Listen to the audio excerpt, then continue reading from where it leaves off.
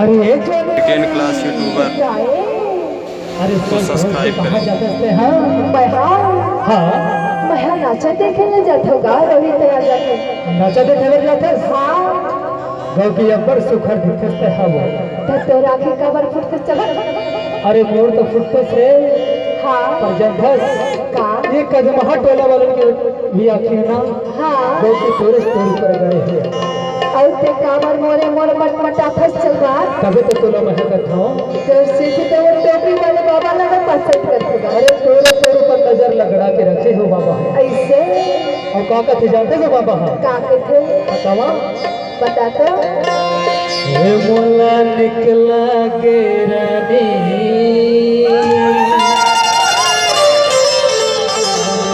लाली लाली लुगरा तो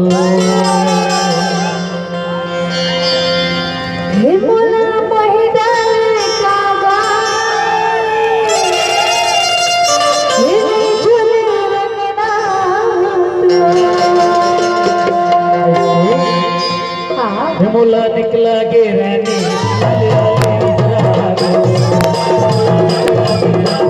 लाली लाली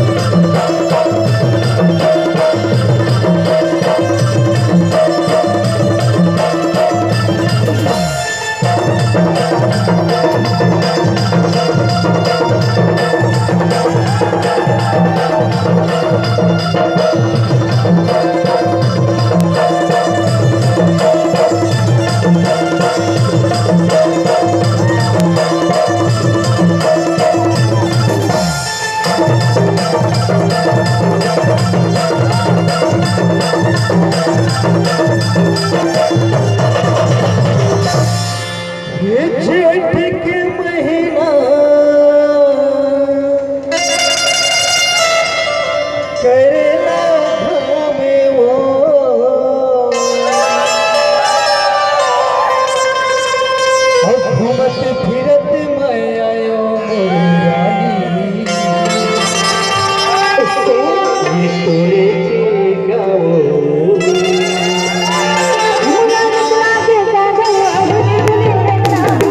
तो